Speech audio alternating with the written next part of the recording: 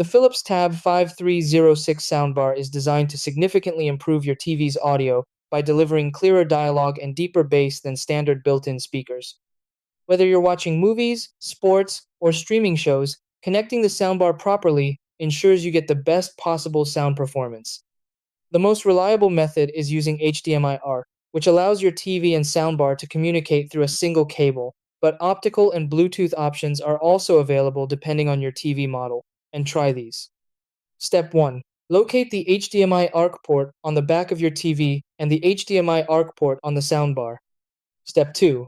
Connect an HDMI cable from the TV's ARC port to the soundbar's HDMI ARC input. Step 3. Turn on the TV and soundbar, then select HDMI ARC as the source on the soundbar.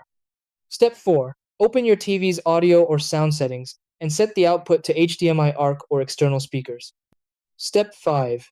Play audio from the TV to confirm the sound is coming through the Philips soundbar.